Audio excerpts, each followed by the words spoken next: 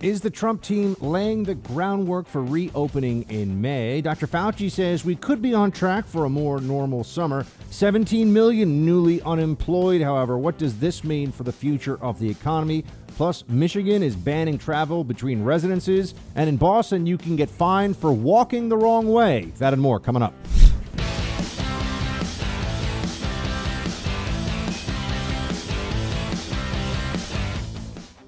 Well, I think the economy is going to do very well. Now, that's just my feeling. It's a strong feeling. I've had good, proper feelings about a lot of things over the years, and I think we're going to do well.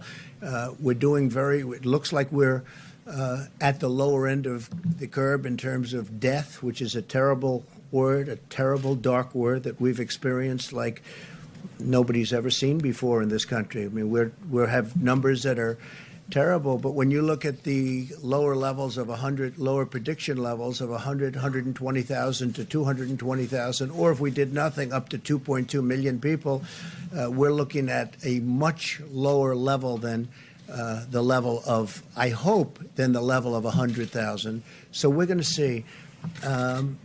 We're going to have to. You can never do anything about the people that lost their loved ones and lost their friends, and I mean the great friendships. And I'm not sure a lot of people will ever be the same, but I think our country, from an economic standpoint, will end up being stronger than ever. We have tremendous stimulus. We have tremendous stimulus plans. We have things in the works that are going to really, I think, fire the country. I think that what's going to happen is we're going to have a big bounce rather than a small bounce. Welcome to the Buck Sexton Show, everybody. Thank you very much for being here. Coming to you from the pandemic ground zero here in New York City, place where there's now New York State and City have more coronavirus confirmed cases, so we can't include China in that because their numbers are garbage, more confirmed cases than any other country in the world, the state and city of New York. So we have gotten hit harder than anybody else. We have over 16,000 deaths from coronavirus, 7,000 of them here in New York. And Italy is the country that has the very tragic designation of the country with the highest death count. America is now number 2. And again, it depends on what you think about the Chinese numbers. We all know they're wrong, but how wrong, we can't really say at this point in time. So I wanted to start with the numbers. And so we'll also start with this number, $24 trillion. That's where the debt is, $24 trillion. Because we've now added, in a very short period of time, a couple of trillion from where we were. And you have the Fed saying that this is fiscally unsustainable. Now, what does that mean? What does it mean to be fiscally unsustainable? It means that we cannot do this no matter how, if we want to have an economy, no matter how scared people are, no matter how terrifying the virus is, we have to get the economy going again, because we can't just put all the bills we have on the national credit card. And for the thousands and thousands of people standing in line at food banks, at giveaways of food across the country to help those who are struggling right now through no fault of their own.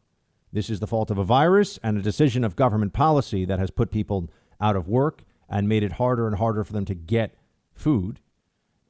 We can't, though, we actually can't fund all Americans' activities, basic activities even, by the government just writing checks. That's not really possible. So this then brings us to the continued discussion that we're having as a nation about whether we'll be able to reopen or not.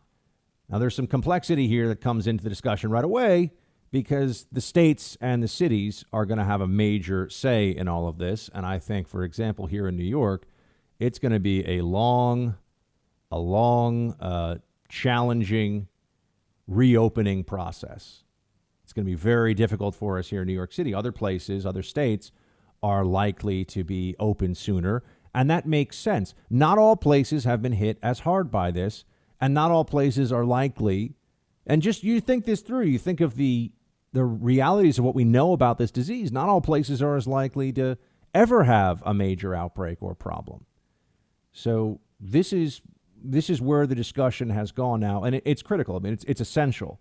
The future of this country is very much still being decided by those who are in leadership positions right now and are determining whether or not the country is going to go back to actually being a country where people can conduct business. No one's really talking right now about major social gatherings and events and all that. We're just saying people need to be able to open stores, go back to work with mitigation measures in place, similar to what we've seen from the CDC. The CDC has told everyone, here's what you need to do if you're an essential employee. So think of it this way.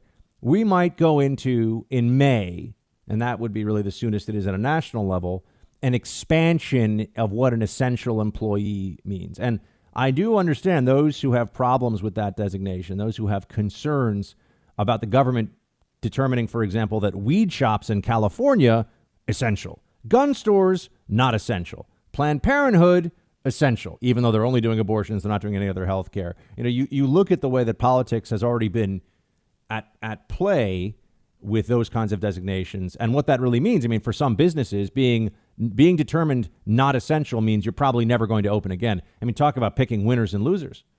This is picking winners and losers on a massive scale. When I was talking to you, numbers, top of the show, right? We're so focused these days on the numbers, on the models. It's a lot of computation going on. Some of it, the incredible, difficult, the gut-punching, heart-wrenching computations of not just hospitalizations, but also loss of life from the virus. And then the also deeply troubling computation, the equally troubling math that we have to do around what's happening with the economy. I told you $24 trillion. Now we're at $24 trillion, folks. It'll be $26 trillion before you can blink an eye. We're going to be at $30 trillion real soon. And the problem with this experiment in fiat currency and printing money is that when it goes bad, if it goes bad, when everyone recognizes that, it is too late. You cannot unring the bell. People, remember the Tea Party? We've seen this. We know this. We've known it for a long time now that we're spending too much money as a nation. And I understand that right now everyone's going to say, well, we have to spend the money. We have to spend the money. Okay, but we better be careful. We should spend the bare minimum that we have to as a nation to get us back on our feet and get everybody up and running again, because the destruction that will be wrought on the American people if we have a collapse of our currency, the destruction that will come from the eradication of the financial system that we all rely on, that's incalculable. That's generations of misery. That's not just what are we looking like for the next year. Now, I don't think we're going there. And I'm not a catastrophist, as you know, ever. A lot of people get reading their books and listening to them on radio because it's always, the doom. The doom is coming. The doomers, I'm seeing a lot of that now for people online who think that any conversation about whether or not we could start to reopen the country is going to lead to millions and millions of people here dying. They're going to have to start dealing with the reality that nobody thinks that we can do this forever, which means that everyone understands that we have to start going back to work. It's just a question of when. And 18 months might as well be forever. That's unsustainable with a capital Un. You can't do it. Not possible. JP Morgan Chase says that in quarter two, they're expecting a GDP drop of 40%. 40%. That is, these are numbers we've never seen before. Now, we're all assuming that it's temporary, and I think there is still hope to make it relatively temporary, although this pain will take time to unwind. This pain will not be something that just we can get rid of with a wave of the president's pen. And as I've said, there are going to be a lot of places that are slower than, even if the federal government says open up. The states are flexing their muscles in ways that I think most Americans didn't even recognize they could do. And I'll get into some of the petty tyranny stuff that you're seeing later on in the show. I mean, these are decisions that are being made by state officials. They effectively think they can tell you anything, where you can go, who you can see. We are all being treated as though we're prisoners in some states. Prisoners that don't have a record, but we're locked up and you can't go anywhere and you can't see people. It's absolutely a matter of great concern. Those who think that this is just a very temporary thing for all the leftists who are using this, those who believe that, they don't understand the way the left operates very well. They are not familiar with what the progressive mindset really is. This is a test run, folks. A test run perhaps for what they will do, the lockdown that they'll engage in either the next time around. This disease may very well rebound in the fall. They'll come back and they'll be even more willing to flex their powers and their ability to dictate what we can do. And they also may use this for climate change. They may use this for a, quote, gun violence emergency. States now can a state now has been able to, many states have been able to say, we're declaring a scary situation here, an emergency. You will do exactly what we say. Economically, day-to-day life, you no longer have any personal freedoms. You will do what we tell you to do. You could claim that that's warranted, although one of the big debates that's also underway, not just the timing of when we reopen, but we're told that lockdowns work. We're bending the curve because of lockdowns. Is it the lockdown or is it because of human behavior? Meaning individuals taking greater precautions for themselves. But could those precautions also work? I don't have an answer. I am asking the question. Could those precautions also work if people were still able to engage in more commerce, more business, and keep the economy going? I'd like to know why the answer to that is no. Countries in Northern Europe have been much more lax. Sweden is particularly so. And then this includes the Netherlands and Denmark. Now, they've had cases and they've got people dying, and it's bad there too. But they have not had the economic lockdown that you've seen in Spain and in Italy. And Spain and Italy have been the worst hit countries in Europe so far. So what is the evidence that not that there was a change in behavior and that was necessary and good? Of course, any disease outbreak that people found out about, they would want to take precautions. They'd want to, limit their exposure to crowds, make sure they wash their hands, all of those things, all those mitigation measures. It's effectively that's like flu season on steroids mitigation is what we're really looking for with all of that. And protecting vulnerable populations. In Spain, what this has done, I saw a statistic that 10% of the nursing home community in Madrid has died from this. Perhaps instead of sending everybody home from school and declaring an across-the-board shutdown, we should have understood that protecting vulnerable populations, really the 65 and over age bracket and anybody with serious pre-existing health conditions, that should have been the first step. And there's a lot of data that supports that. So they can tell us lockdown across the board is the move, but lockdown across the board would save a lot of lives from a lot of things. What's the trade-off here? We need to be able to have that conversation about trade-offs. A lot of you in states where you have far fewer cases and far less of a likelihood of there being a major outbreak of this disease, you're not seeing thousands of people dying from this, and you are very unlikely to in that state. Depends on which state we're talking about. But you are seeing thousands of people, millions of people actually, out of work. You're seeing millions of people who are deeply anxious and afraid about how they're going to pay their bills, what's going to happen to their business, what's going to happen to the economy, even if they have a job right now. Will they have a job in a month, in 3 months? Think of all the layoffs that are coming, the corporate balance sheets that aren't going to be sustainable. People are going to get fired. There's going to be economic destruction. It's going to rip through like a wildfire. And it's going to be very, very tough for a lot of folks out there. That's happening right now, and it's going to keep happening for a while. We need to have these conversations as a society. The people that have been all too quick to shout down everybody as effectively a mass murderer for wanting life to continue for most of us while taking sane measures to protect us from the unmitigated spread of the virus, they're doing a disservice to everybody. Because even if they're right about the lockdown, and I think that's a big if. Remember, it's not lockdown or nothing. It's you could consider it quasi-lockdown or state-to-state lockdown instead of the blanket policy that we've had. Even if they're right, we should still be able to discuss why they're right and be convinced about that. Because otherwise you have a lack of trust in the very people that are making these kinds of decisions at the highest level that affect all of us. So I think we all need to prepare for some very difficult weeks ahead. Not just, first and foremost, of course, the loss of life is that's the most upsetting thing that we're going to see, period. But we're also going to see this discussion about opening the country become very political and vicious, We should all be on the same team here, which is protecting life while protecting the country and allowing life in the general sense to continue on as soon as possible. But there are a lot of folks out there who seem to think that there's only one thing that we focus on, and we'll keep doing that and doing it and doing it, and nothing else matters. And if you challenge that, you're a bad person. And oh, by the way, it just so happens that the shutdown of the economy, the entire shutdown of the economy, the longer it extends, the more difficult it will be for Donald Trump to recover economically, help the country recover economically, and therefore it hurts him for the election. I wish they were not thinking about this, but they absolutely are.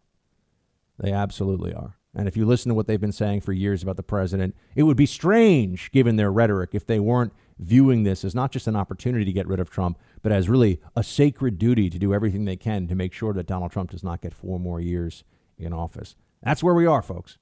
So we'll work through all of this today and then some, as we always do. Let's talk a bit about some of the steps that need to be in place in the weeks ahead. Like, for example, what does testing do and how does that factor into the economy?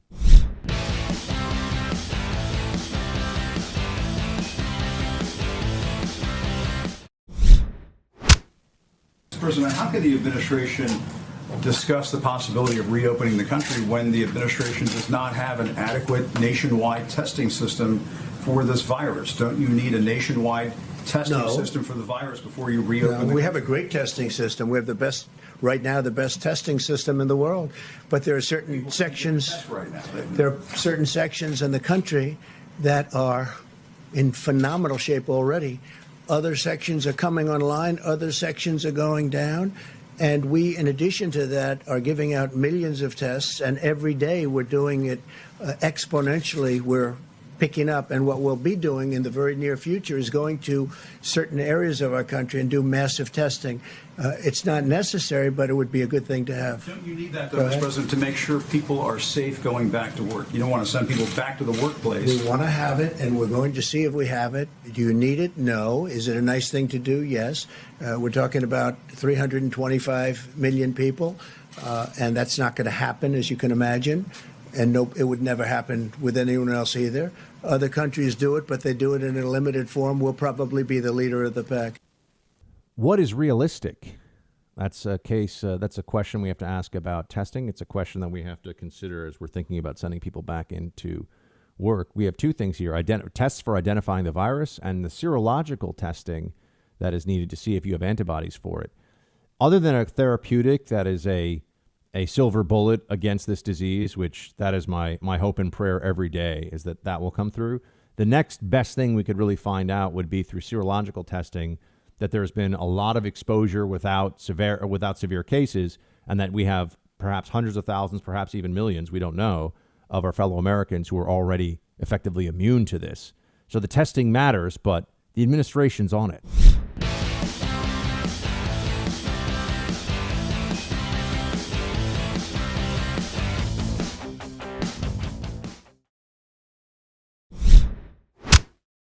Within a period of a week or so, we're going to have a rather large number of tests that are available. One of the things that you mentioned that's important, because other countries have gotten burned by this. These antibody tests are tests that we do on other diseases, but they need to be validated. You need to make sure that they're consistent and that they're accurate.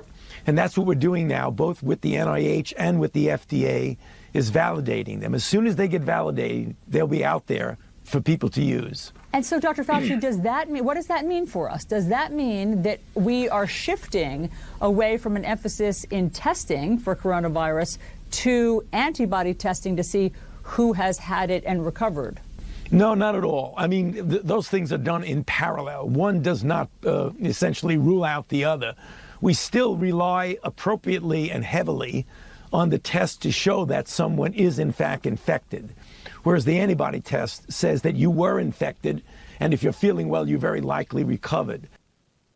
So that's the two-part of the testing regimen that we're going to be seeing rolled out here. We already have a lot of testing for the virus. We're going to have the serology tests out soon, and that will give us more data, more information. As we have that information, we can make more distinctions. We can make the decision to start letting people go back to work, and also just to lower the collective temperature a little bit here from a situation where everyone seems to be, we're being told all the time that this virus is just out of control. It's rampaging through, and I should say that's the sense you get from the media coverage. There's a sensationalism to a lot of it, when the reality is that this is a virus that we are seeing the worst of right now, and the death toll is expected to be considerably less than what was even expected a few weeks ago. I mean, less by a factor of 3 or 4, which is substantial.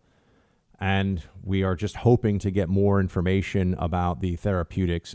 You'll notice I don't talk about vaccines very much, because we need to beat this thing before a vaccine could even be available. I do wonder why we don't hear more about human challenge trials, which I don't know that much about this. I've just seen it written about a little bit here and there. But it's essentially where people decide that they're going to be, they would sign up to be human guinea pigs, in a sense. And now we're talking about guinea pigs again. Human guinea pigs, where they would be injected with forget about control trials and all the other, they would take the vaccine and the risks, the attendant risks that vaccine could not only not protect them, but could give them a very bad and even possibly elevated form of COVID-19.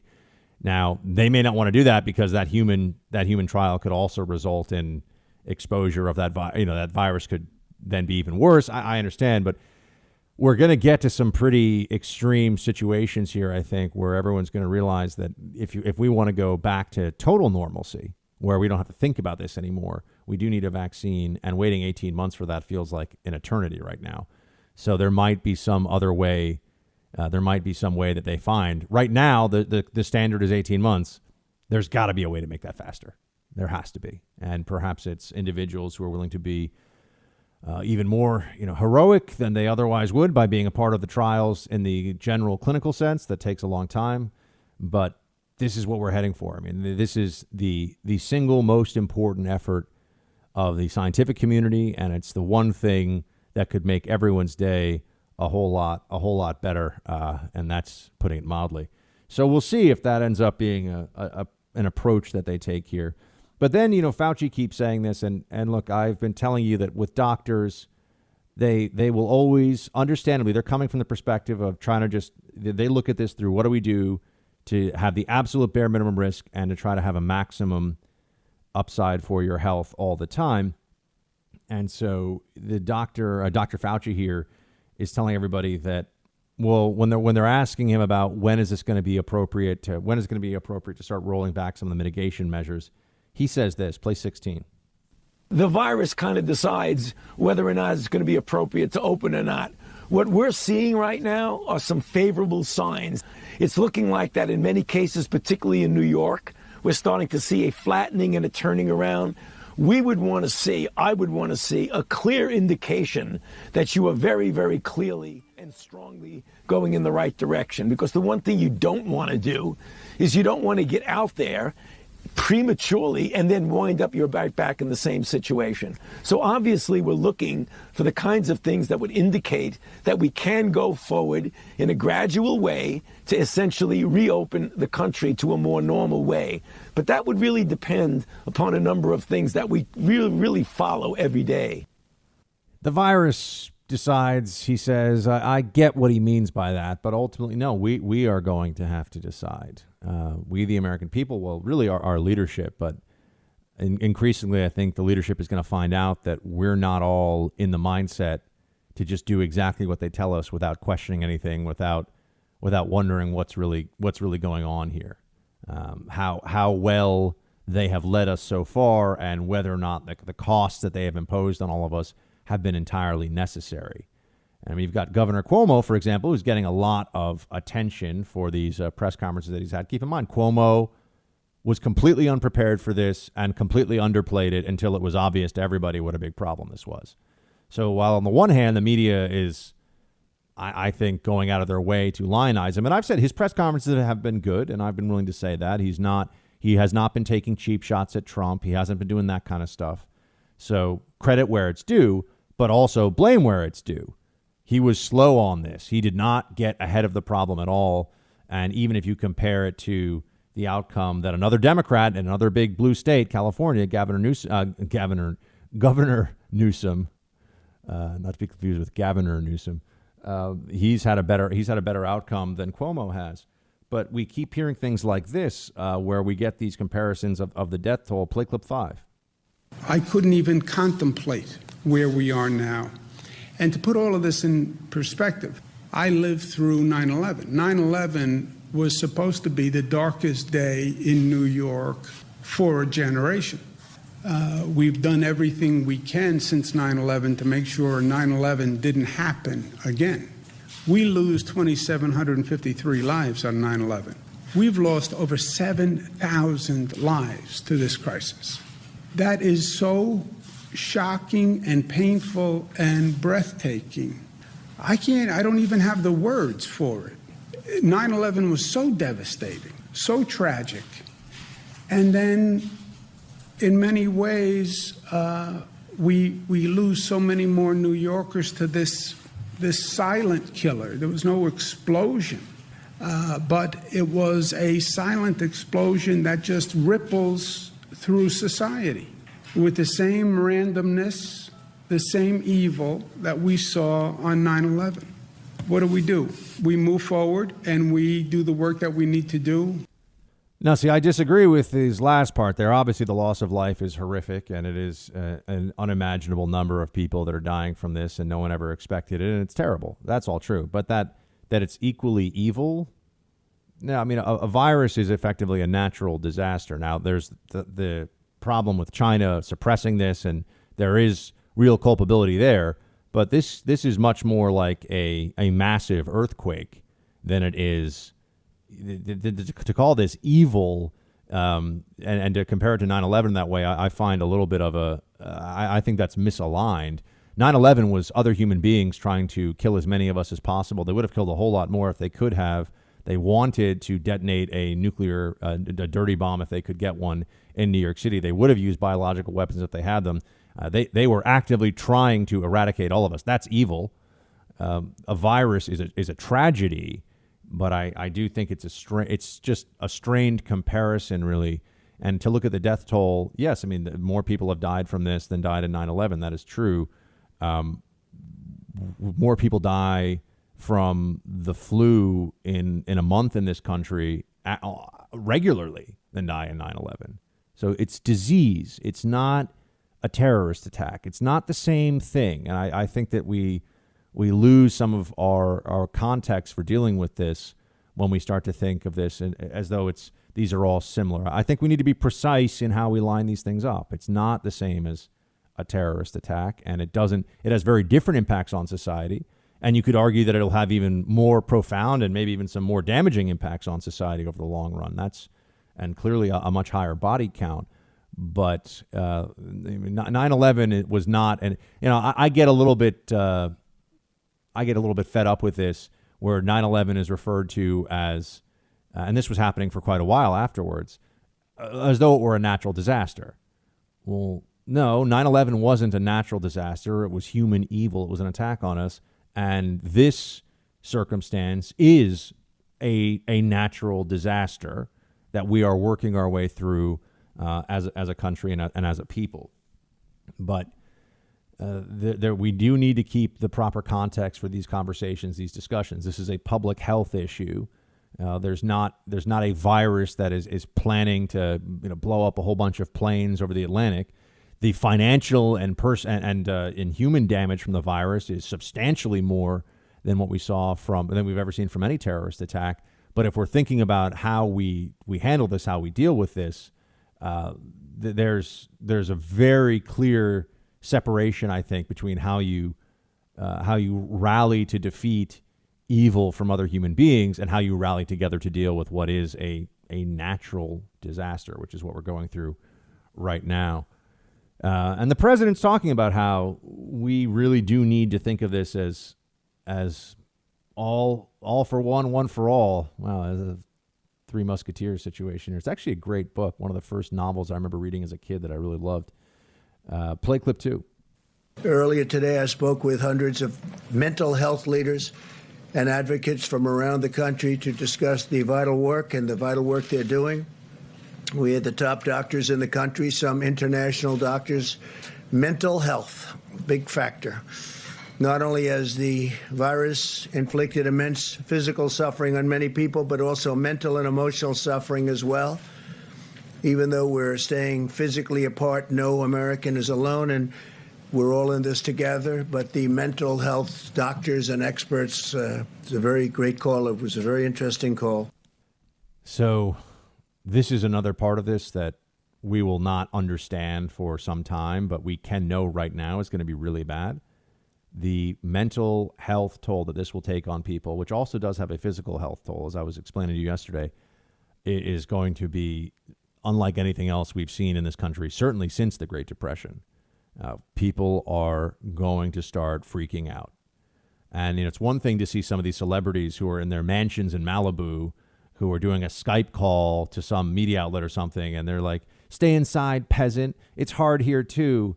Yeah, we're not worried about people that have millions of dollars in the bank, a beautiful view, a large home, a yard to go into. We're concerned about people that are now in very close quarters, don't know how they're going to pay their bills, often have a lot of people living together under one roof, no outlet for them really, especially if they're in an area where there's pretty high population density, no way to feel like they're escaping all of that.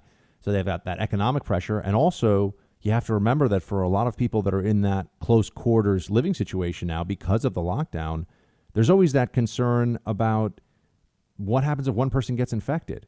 Now what are you going to do? Especially if you have particularly vulnerable people in the home. One notable thing here is that this disease is very, very deadly for people who are in the older age cohort. And it is not deadly at all. I shouldn't say not deadly at all. It seems to be a very low risk for children and teenagers, which is not true of the flu. I mean, my understanding is that if an infant gets the flu, or if a very young child gets the flu, it can be deadly. It's very very high risk.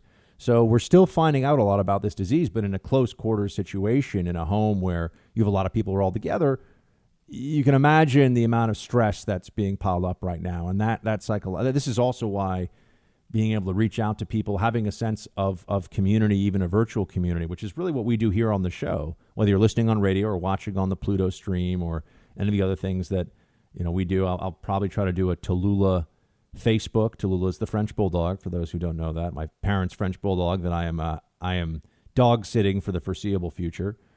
We try, and also the Malta History podcast. These are all ways of communicating and connecting with you and with each other while we're on this lockdown situation. But we really are going to get through this. And I know everyone says that, and sometimes maybe it feels a little bit like, is that just happy talk? The president's been trying to keep us all calm. Is that just more happy talk? But no, I believe that we'll be able to have a conversation in May about how things are getting more open. And by June, we're going to feel like we have this pretty well in hand. That doesn't mean it's gone. That doesn't mean we've beaten it. But we're going to be living with this thing instead of having COVID-19 dictate how we live to us, which will be that's going to be a very different feeling.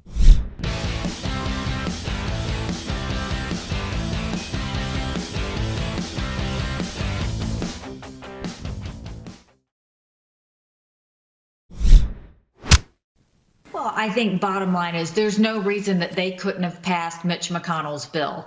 It would help small businesses. It would help workers. If they have something else they want to do, go ahead and pass that when you get your support and when you get the ideas to do that. But we need to get this program done. You've got small businesses. They typically don't have 45 days worth of reserves there. They've got people who have been loyal and worked for them that they want to keep, and they can only do it with this program.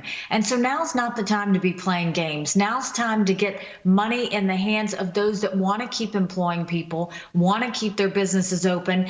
And while, you've got members of Congress fighting over this, there is no time to waste if you have a small business. They need the money now. Who's playing games?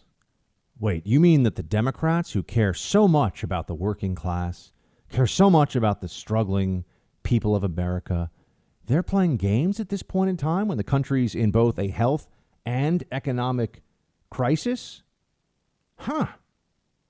That seems so on brand for Democrats, considering this is the second time now that they've done this.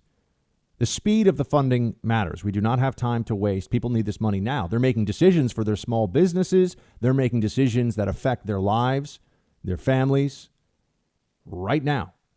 And delaying this so that Democrats can once again hold the small businesses of America and the millions and millions of people who rely on them hostage is grotesque. But the Democratic Party they are who they are. I mean, there's no principle that they adhere to that would stop them from doing this. It is really just it's a conglomerate. It's a disparate group of interests that come together for the purpose of one thing and one thing only: enlarging their power and the role of the state and telling you what to do. That is really the underlying definition of the Democratic Party and the American left.